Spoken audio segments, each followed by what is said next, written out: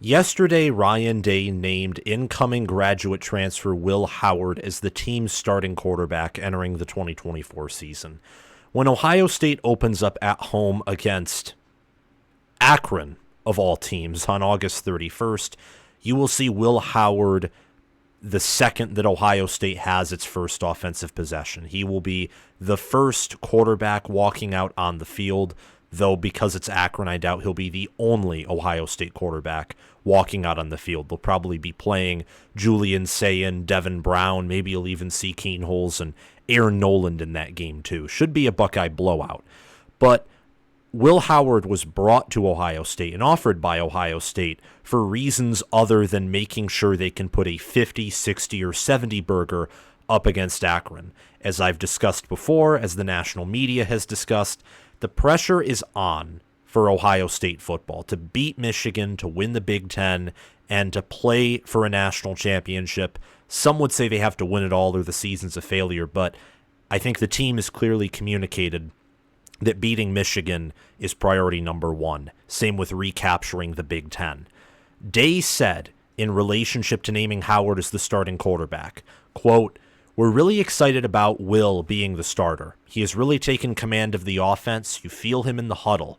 You feel his experience. He did a very good job of changing his body in the offseason, so he's become a threat both with his legs and with his arm. The more he understands what he's doing out there, he's executing very well." And I think, number one, that Will Howard is the quarterback that gives Ohio State their best chance to win. And this is an opinion of mine that has changed and evolved over time. At one point, I thought it was obvious he was going to be the starter for Ohio State. Then I thought that after the spring game and after what we heard with Julian Sayin performing phenomenally for a true freshman, I thought he could be in the mix, but still favored Howard as the starter. Just thought that maybe Sayin could make some noise if Howard doesn't perform at a near elite to elite level. But then that died down, I think, when in fall camp, Will Howard was still clearly the better quarterback, like he was the better quarterback in the spring game and in spring practice. And when you're that consistently ahead of the other quarterbacks in the room, that's confirmation of you have your guy. And Howard is the most athletically gifted and most Big Ten ready in terms of physicality and being gutsy and having a good frame out of any of the quarterbacks in Ohio State's room right now. So he gives them the best shot to win. So number two, this was the right move by Ryan Day and by his offensive coordinator and also, I believe, quarterbacks coach, Chip Kelly.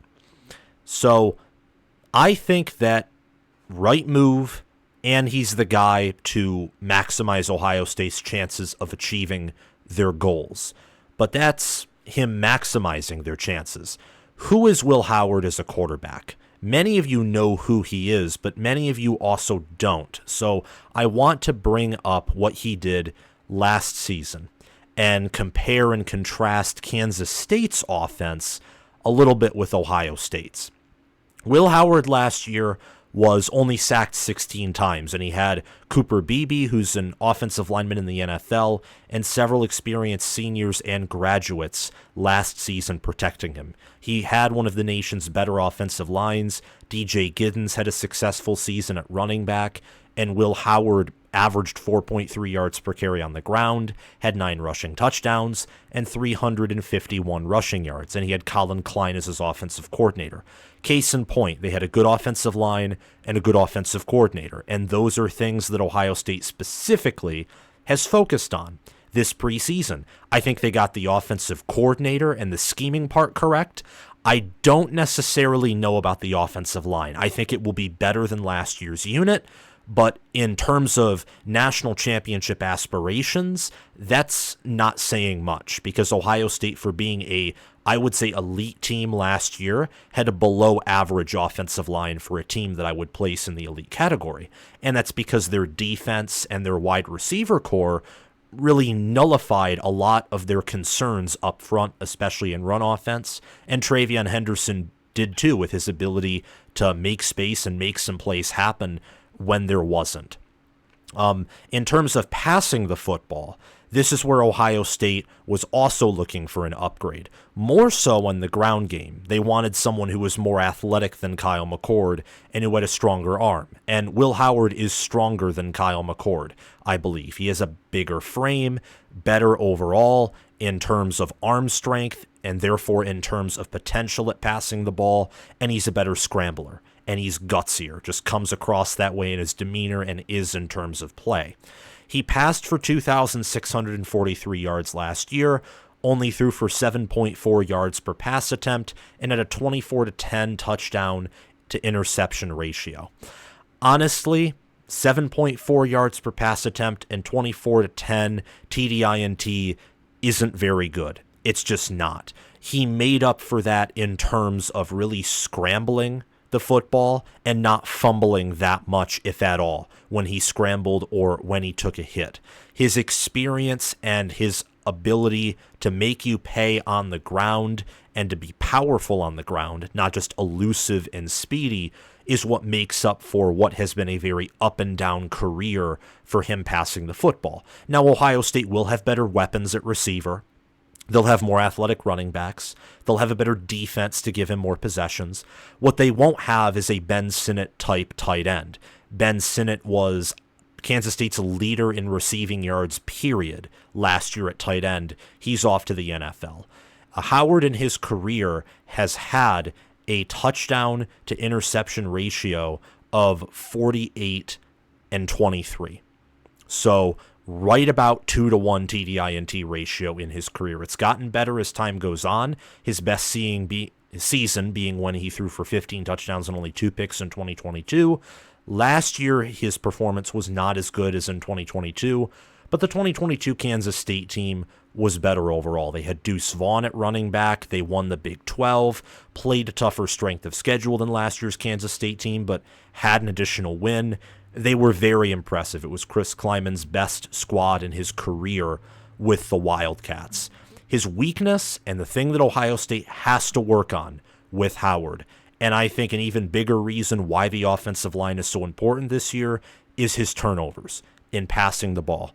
If Ohio State has a Joe Moore Award caliber offensive line, like some of their fans have told me, and I'll believe it when I see it, then they should do what Minnesota has done under P.J. Fleck, with their 2 elite running backs and 2 true freshmen who I think could start at a variety of not just FBS schools, but Power 4 schools. They should ground and pound and then abuse play action, because with those receivers and with the running backs they have, defenses will have to take great risks unless they're Penn State, Michigan, Iowa, Georgia. Unless they're some of the best defenses in the country, standard defenses will have to take tremendous risks to just slow down the offense for a drive or two. And the defenses that I just mentioned that'll be some of the nation's best, like Florida State, Iowa, Michigan, pause because I almost said Ohio State, which Will Howard goes against that defense in every practice, Penn State, Georgia.